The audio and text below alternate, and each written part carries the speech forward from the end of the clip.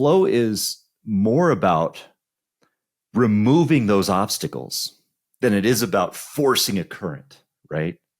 I mean, we can't make the current of a river flow any faster than it already does. But what we can do is we can remove the obstacles that are in its path.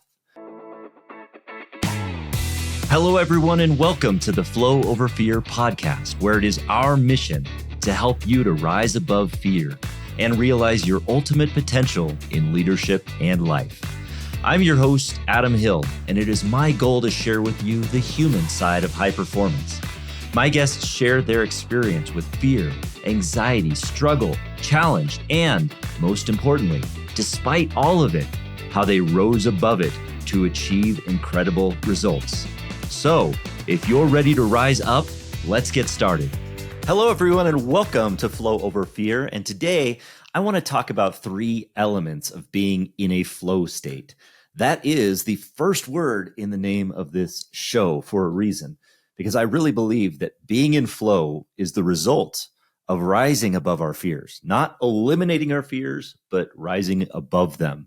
Because when you think about when you're living in that fear, in the midst of it, you are experiencing a lot of obstacles to achieving what you want to achieve. But in flow state, on the other hand, when you're in that flow state, you tend to be just above it all. You tend to be, just in the zone, experiencing improvements on a frequent basis, taking all of the feedback you can, not letting anything get in your way. You're removing those obstacles. And that's really the power of it.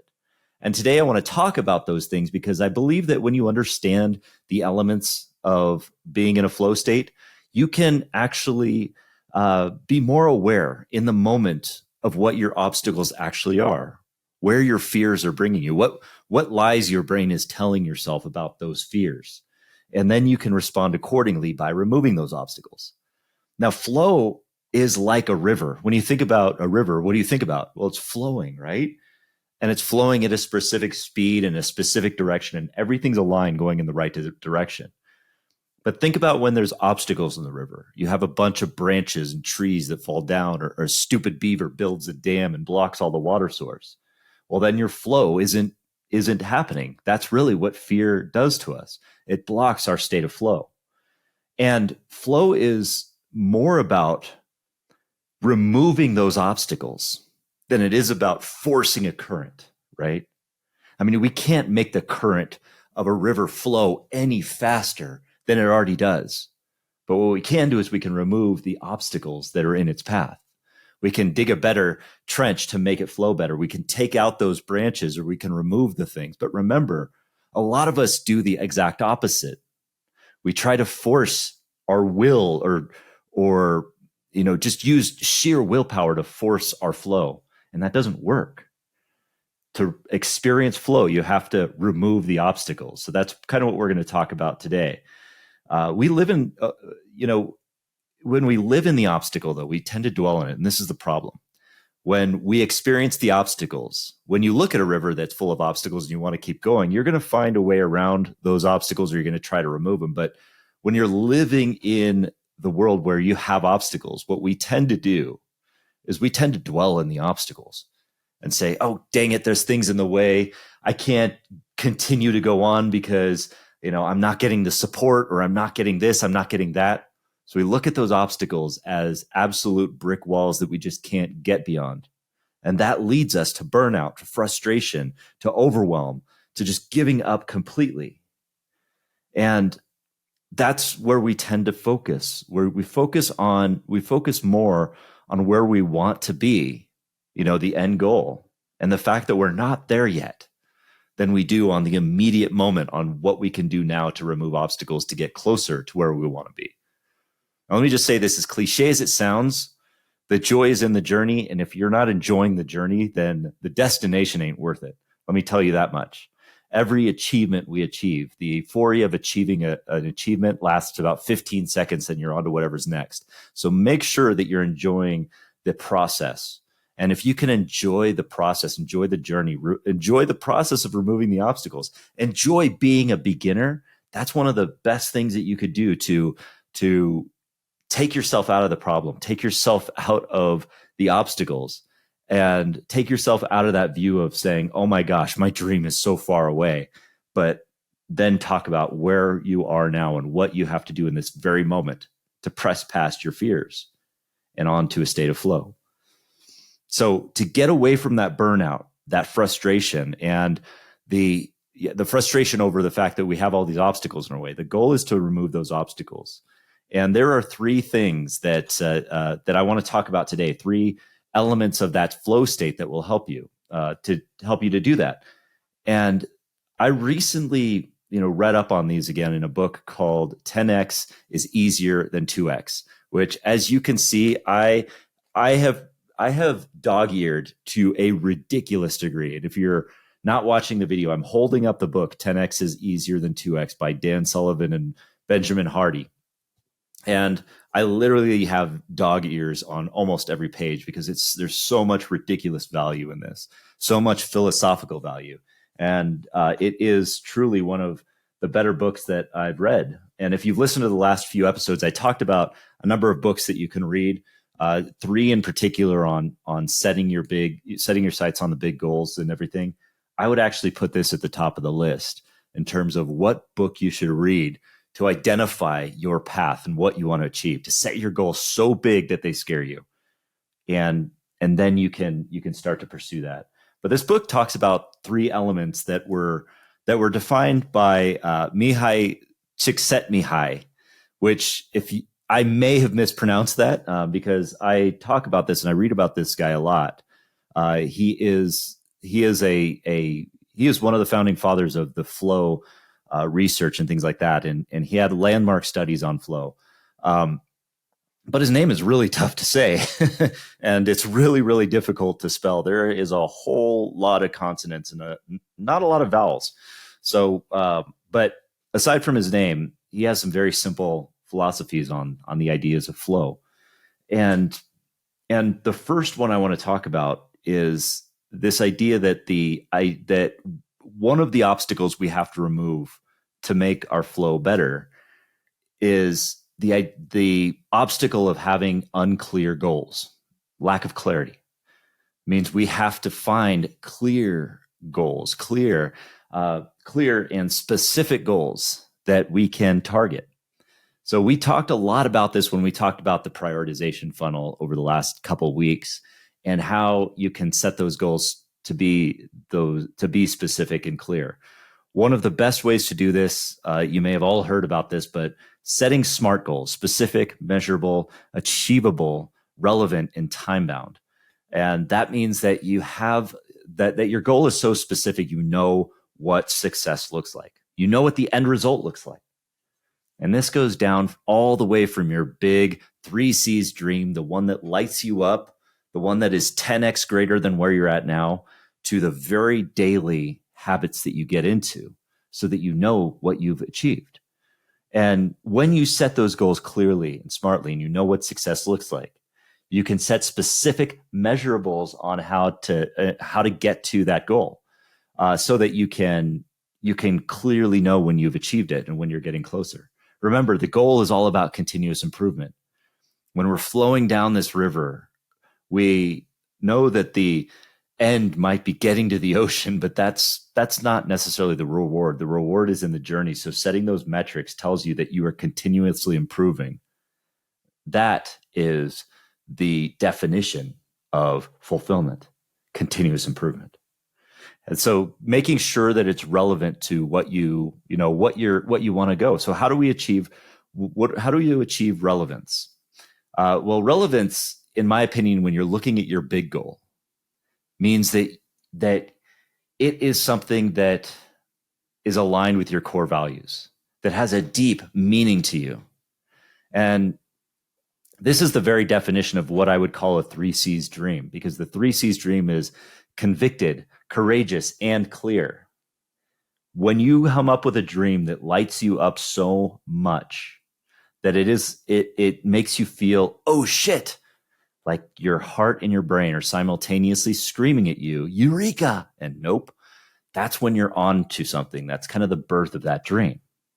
And then you find that does it align with your core values? And this is the important part about making it relevant. When we neglect the opportunity to see if our dreams or our goals align with our core values, we're not chasing compelling goals. We're chasing impulsive goals. And impulsive goals really usually don't lead to any meaningful results.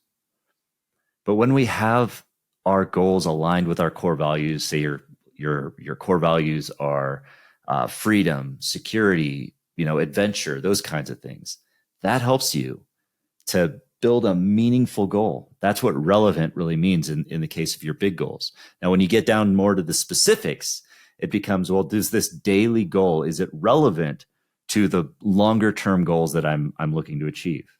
And then of course it's time bound. You want to make sure that there's a specific time when you want to achieve that. Is it a 10-year target? Is it a 3-year target? What does that look like? So that's kind of what that clarity looks like.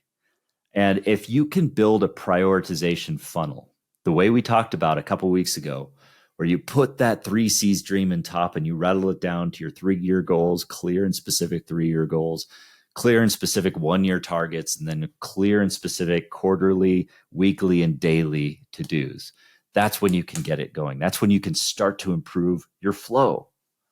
And that flow continues to expand as you complete those daily tasks, which get you closer to that goal. And remember, in that process, to make sure that you're enjoying it. Enjoy that journey. Enjoy the continuous improvement you're making. And then reflect on it. Look back on what you've achieved to make sure that you recognize your success and how much of a rock star you're becoming by achieving all of these things. Instead of looking at the shame of being in the gap where you're seeing all of the things you didn't achieve today, look at everything that you have. Because you're definitely better than you were yesterday if you're doing at least one of those daily tasks. Even if you're doing just one of those daily tasks once a week, it's still progress. Celebrate it, and then reflect on it, and then resolve to be better, even better tomorrow. The second element of flow that I want to talk about today that came from the book 10x is easier than 2x, and was one of the elements in Mihayi Csikszentmihalyi's flow research, is the need for immediate feedback. Now, this is a tricky one, folks. The reason this one is tricky is because being open to feedback on what we're doing requires incredible amounts of humility. And it also requires incredible amounts of vulnerability and courage. When we first get started with something, think about any time you get started with something. Anytime you start with new something, the very definition of it is you don't have the knowledge, you don't have the experience. And that leads our ego to make you feel embarrassed. Have you ever felt that way where you feel embarrassed to start something new? I felt that way when I first started doing triathlon because I knew absolutely nothing about it. I just knew I wanted to do it. I wanted to do that race that I saw on television in Hawaii. And I was embarrassed to tell anyone about it because I had no clue what I was doing. My fears showed up in that case, saying that people would look down on me and condescendingly say, maybe this isn't for you. This is a real risky sport, and you should, and you don't want to put yourself at risk because you can end up hurting yourself and those were the conversations going on in my head. I was embarrassed to tell anybody. I thought I would be made fun of, and I thought I would be laughed out of the room. But what I found over time doing that and doing pretty much anything, whether it be getting sober, I was new to getting sober at one time too, and felt a lot of shame. I was new to triathlon and felt a lot of shame. I was new to being in any role I've been in business. When I first started as president of my company now, I felt embarrassed about the lack of knowledge that I had. And you know what the antidote became to that over time? Was curiosity. The antidote to a lot of that embarrassment is curiosity. When we start asking questions, when we start being curious about what works, what not works, when we start stepping out of ourselves and looking back at like, okay, how could I have done that differently?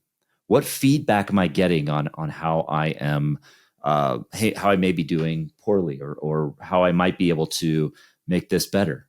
That is the birth, by the way. That feedback, that initial feedback, which seems embarrassing and shameful at first, that is the birth. Those are the seeds that are planted for greatness in the future. They really are.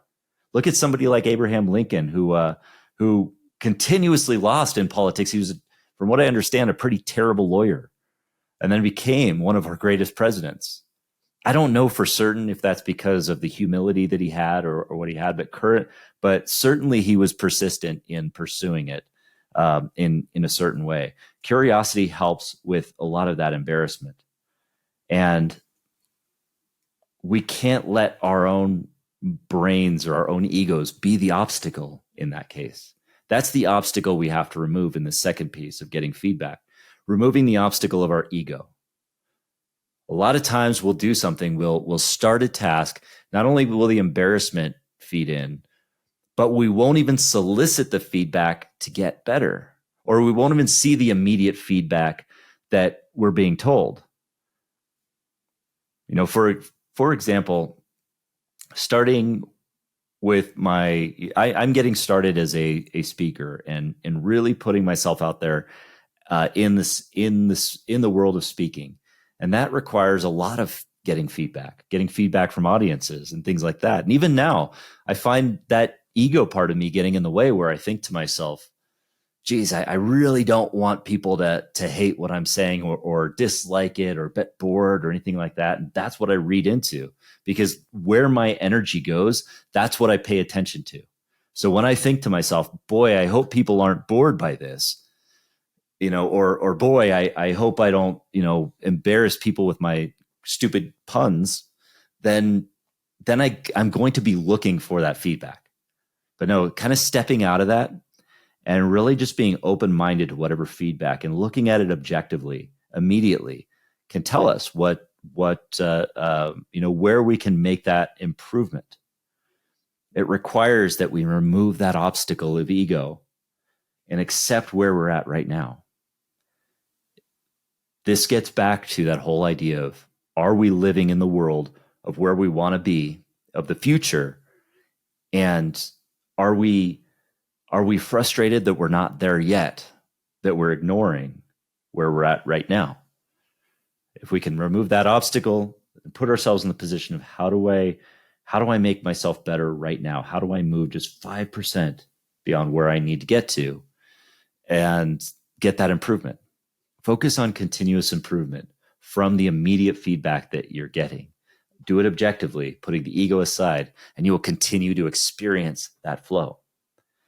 And then the final one I want to talk about today, that came from the 10X book, is that the need for the challenge that we're pursuing, or the risk of that activity, needs to be beyond our current skill level. Now, here's the obstacle that gets in the way there.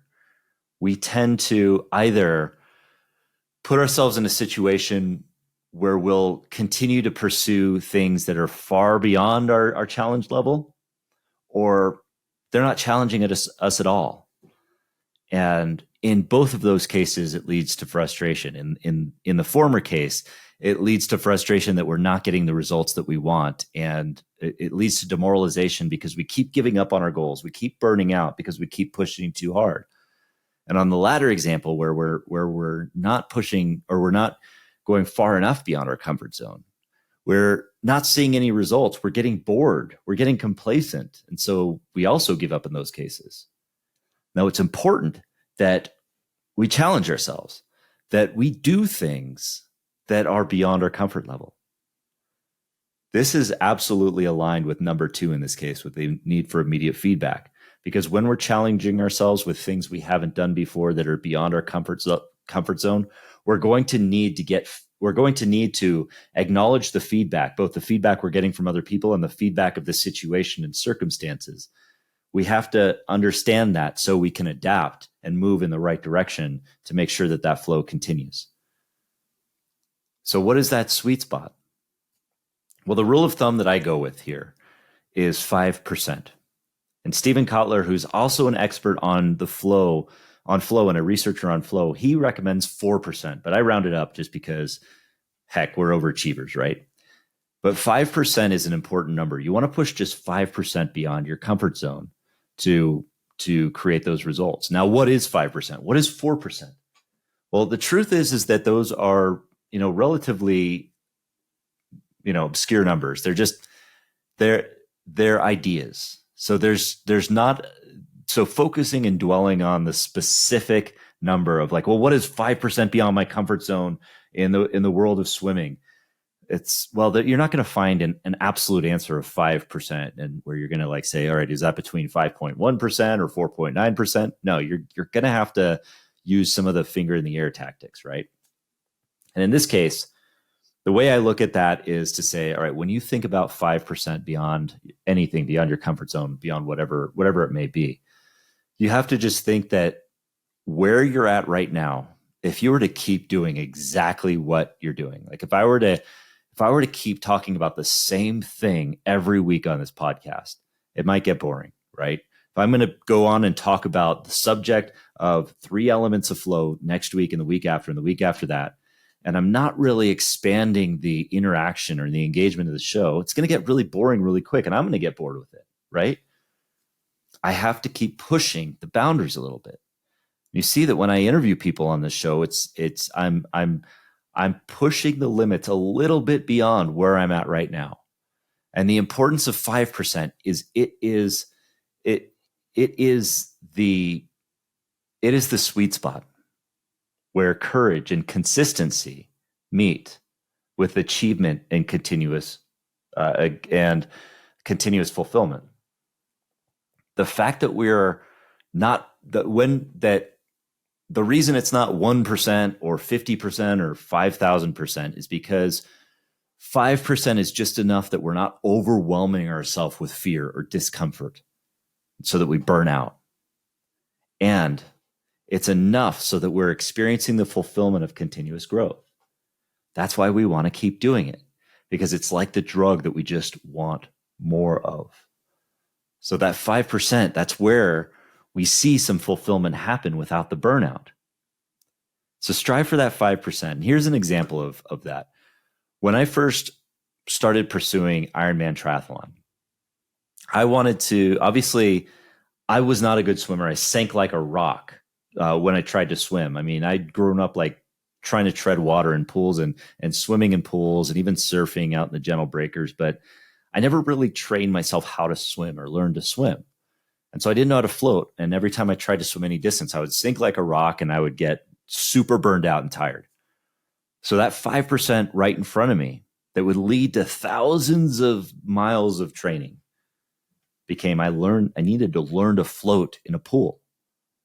I mean, that sounds ridiculously simple right now, but it's super humbling. And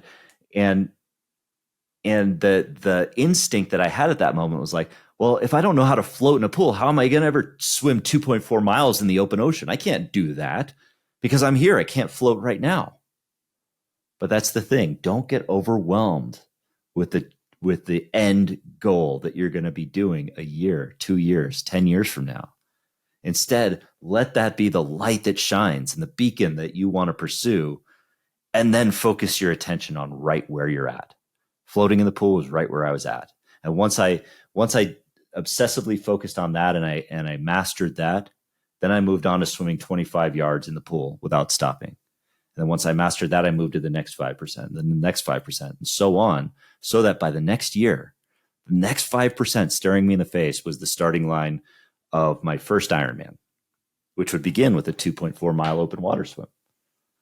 What are those points of references that you have of those achievements that you've had where you've given 5% at a time? Our courage and comfort zones grow 5% at a time. That's why you want to pursue that. So remember, the challenge and a risk of the activity has to be beyond your current skill level in order for you to experience that flow. Doing these things, those establishing clear and specific goals, being humble and vulnerable enough to get that immediate feedback and respond accordingly and adapt accordingly, And then making sure that the challenge or risk is just 5% beyond your current skill level. Those are the things that will help you to stay in a flow state. And they'll put you into a virtuous cycle where you continue to improve on a daily basis, and you'll experience the fulfillment and growth as you continue to pursue your big dream. And that is the beauty of it. That's how you find your flow. That's how you rise above fear and you experience that flow. So thank you for joining me today, and we will see you next time. Hey everyone, thanks for tuning in to the Flow Over Fear podcast. If you'd like to learn more about getting into flow and learn the foundations of flow, I have a free video series on my website at www.adamcliffordhill.com called The Foundations of Flow. Feel free to go there and download it and start your journey to rising above fear and achieving greater flow in your life. And if you like this episode, and I'm guessing you did if you stuck around for this long, then please do me a favor and hit the subscribe button, and you will receive notifications when I have new interviews, new recaps, and new trainings that pop up on YouTube. Thanks again for joining us.